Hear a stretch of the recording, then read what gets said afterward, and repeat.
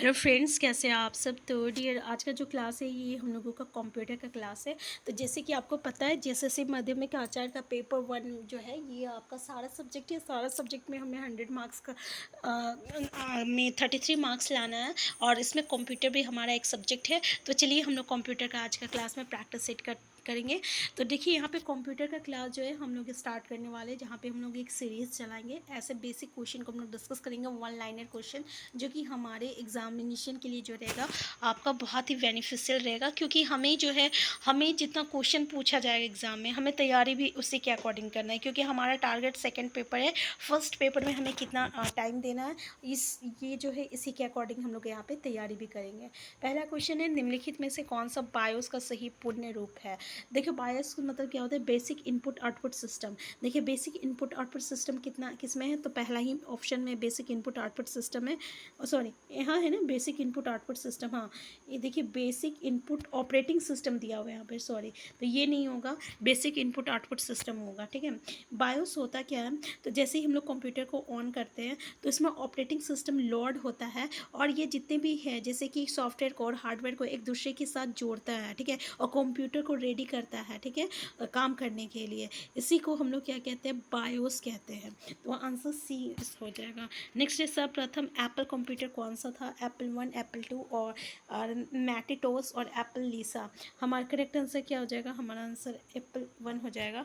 Next है, निम्नलिखित में से कौन सा एक इनपुट यंत्र है, जॉयस्टिक, प्लॉटर, कॉर्डर, प्रिंटर। हमारा करेक्ट आंसर क्या हो जाएगा, आंसर ए हो जाएगा, जॉयस्टिक हो जाएगा। इनपुट यंत्र मतलब किसको कहते हैं, इनपुट डिवाइस कहते हैं। इनपुट डिवाइस किसको कहेंगे, तो भाई इनपुट डिवाइस उस डिवाइस को कहते हैं जिससे कि हम लोग किसी भी चीज़ को कंप्यूटर में इनपुट कर सके। अगर हम लोग कीवर्ड बोले, कीवर्ड्स में आप राइट करते हैं तब वो सिस्टम में जाता है। ठीक है, तो ये भी एक तरह का इनपुट डिवाइस हो गया। लेकिन प्रिंटर वो आउटपुट निकाल रहा है ना, वो आपका हार्ड कॉपी निकाल के दे रहा है, तो वो क्या हो जाएगा, आउटपुट डिवाइस हो जाएगा। स्कैनर क्या होता है, जैसे कि अगर आप किसी भी फोटो को जो है स्कैन करके फिर उसको डिजिटल में कन्वर्ट करते हैं, तो ये क्या होता है, ये एक तरह का इनपुट डिवाइस हो गया। ठीक है, तो जॉयस्टिक जो है यहाँ पे एक तरह का इनपुट डिवाइस है। बाकी प्लॉटर, प्रिंटर, कॉर्डर ये आउटपुट डिवाइस है। नेक्स्ट है, इनमें से कौन सा सबसे तेज है, रोम, फ्लैश ड्राइव, कैश मेमोरी और रैम। हमारा करेक्ट आंसर याद रखिएगा, कैश मेमोरी याद रख लीजिए, ये सबसे तीव्र मेमोरी होता है।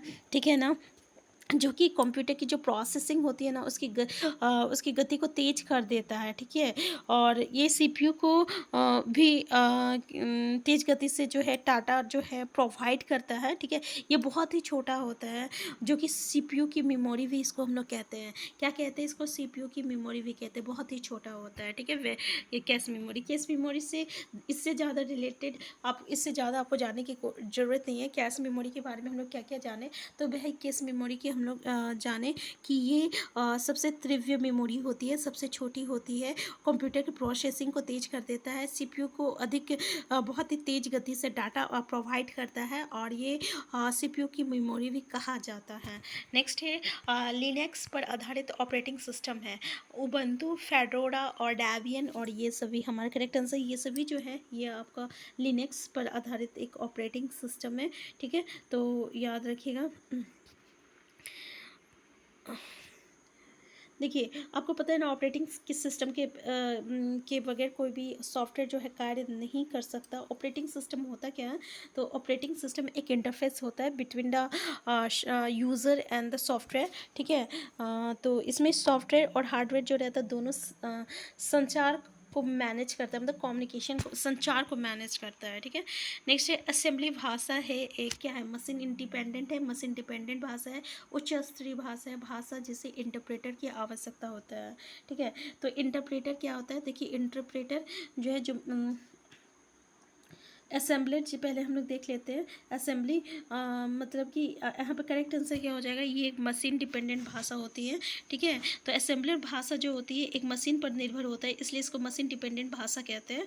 तो असेंबलर एक तरह का सॉफ्टवेयर प्रोग्राम होता है जो कि असेंबली को, जो कि एक निम्न स्तरीय भाषा होता है। ठीक है, जो कि उसको जो है मशीन भाषा में परिवर्तित करता है। ठीक है, किस में करता है, मशीन भाषा में परिवर्तित करता है। तो यहाँ पे मशीन डिपेंडेंट भाषा हो जाएगा असेंबली भाषा। ठीक है, जो कि कौन इसको मशीन डिपेंडेंट भाषा में कन्वर्ट कर रहा, असेंबलर कर रहा है। ठीक है, असेंबलर कर रहा है। नेक्स्ट है, निम्नलिखित में से 1 किलोबाइट का सही मूल्य क्या है? तो ये क्वेश्चन तो बहुत ही ईजी है। क्या हो जाएगा? 10। आपको पता है ना 1 बाइट में कितना बीट होता है? 1 बाइट में 8 बीट्स होती है, ठीक है। सबसे छोटा यूनिट क्या होता है? बीट का होता है। क्योंकि कभी कभी ना आप निबल भी देखिएगा, तो निबल करके मत आइएगा, क्योंकि सबसे छोटा होता है 1 बीट होता है, और 1 बीट में 4 निबल होता है। क्या होता है? 4 निबल होता है। 1 बीट में 4 निबल होता है, ठीक है। तो यहाँ पे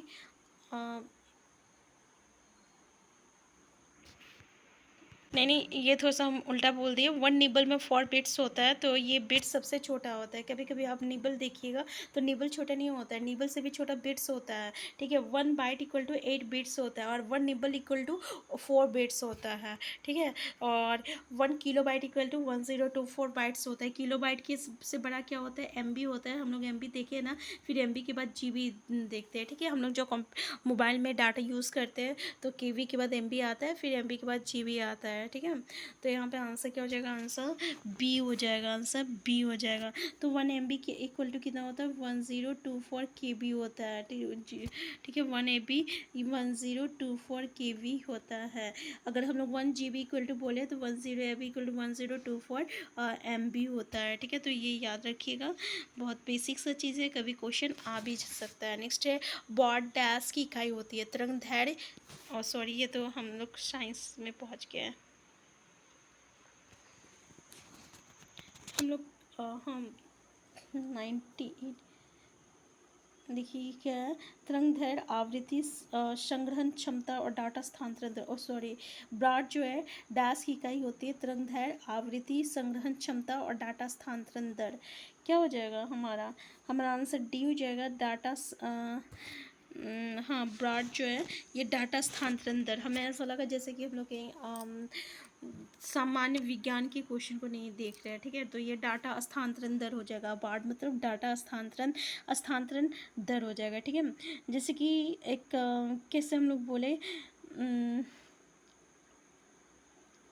एक डिजिटल संसार जो रहता है ना, वो आपका पैनल पर जो है आपका मतलब कि जानकारी को संचार करती है, और उसकी जो गति होती है ना, एक इकाई, वो आपका प्रति सेकंड जो है वो मतलब कि प्रेषित मतलब प्रसार करती है, जो कि बिट्स की संख्या के बराबर होती है, और उसी को हम लोग क्या कहते हैं? बॉट कहते हैं। उसको हम लोग क्या कहते हैं? यानी किस तरीके से वो डाटा को रिलीज़ कर रहा है, ठीक है, उसको हम लोग ब्रॉड कहते हैं। सिंपल सा समझिए कि जिस तरीके से जिस रेट से वो, यानी जिस तरीके से वो डाटा को स्थानांतरण कर रहा है, मतलब कि वो प्रसार कर रहा है, ठीक है, तो उसको हम लोग क्या कहते हैं? डाटा स्थानांतरण दर कहते हैं। और ये बिट्स की संख्या के बराबर होता है, जो कि प्रति सेकंड जो है डाटा जो रहता है प्रसार करता है।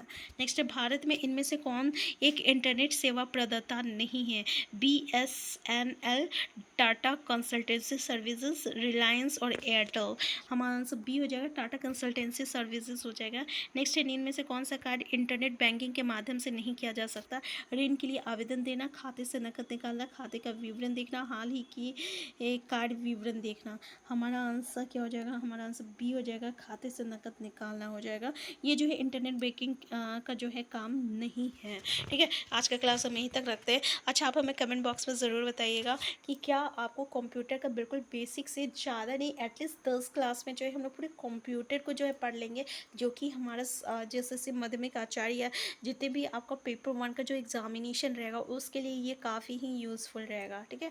क्योंकि हमें लेबल हम जिस तरीके से पढ़ेंगे, जो कि सिर्फ हमारा पेपर 1 के लिए, ठीक है, क्योंकि क्वेश्चन जो है उसी के अकॉर्डिंग आएगा, उतना ही क्वेश्चन आएगा, और उसी के अकॉर्डिंग हमें पढ़ना भी है, ठीक है। क्योंकि हमारा मेन टारगेट जो है पेपर 2 है। हम फिर मिलते हैं नेक्स्ट क्लास में। चैनल में नए हैं, चैनल को सब्सक्राइब कर लीजिएगा। Thank you.